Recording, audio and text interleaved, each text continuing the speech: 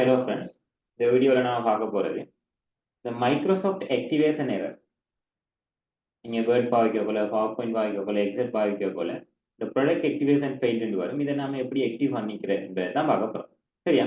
இதுக்கு ஃபர்ஸ்ட்டுக்கு என்ன செய்யணும்டா, ஃபர்ஸ்ட்டுக்கு நீங்கள் என்ன செய்யணும்டா, நோட் பேட், அதாவது உங்களோட நோட்டை கிரியேட் பண்ணணும். டெக்ஸ்ட் டாக்குமெண்ட்டுக்கு போய் இந்த டெக்ஸ்ட் டாக்குமெண்ட்டில் நீங்கள் டாக்குமெண்ட்டில் இதை ஓப்பன் பண்ணி இந்த தார டெக்ஸ்ட் நான் இதை டிஸ்கிரிப்ஷனில் போகிறேன். இதை நீங்கள் என்ன செய்யணும்டா, காப்பி பேஸ்ட் பண்ணணும்.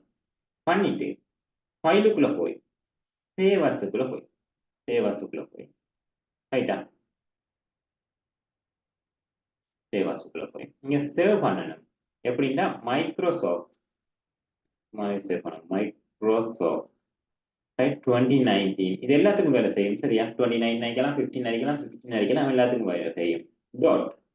.cmd ஃபார்மேட்ல சேவ் பண்ணணும். இதான் முக்கியம். .cmd ஃபார்மேட்ல இதை என்ன செய்யணும், சேவ் பண்ணணும்.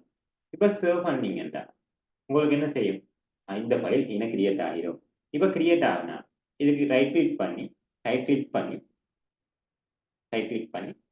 ரன் அஸ் அட்மினிஸ்ட்ரேட்டர் கொடுங்க. என்றது இப்போ ஆக்டிவ் ஆகிருக்கிறதுக்காண்டி நான் திருப்பி கொடுக்கல.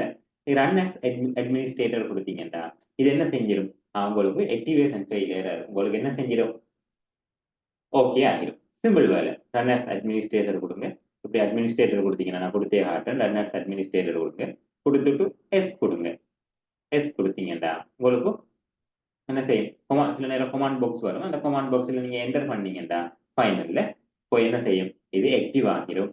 ஓகேவா? இது சிம்பிள் வே. ட்ரை பண்ணி பாருங்க.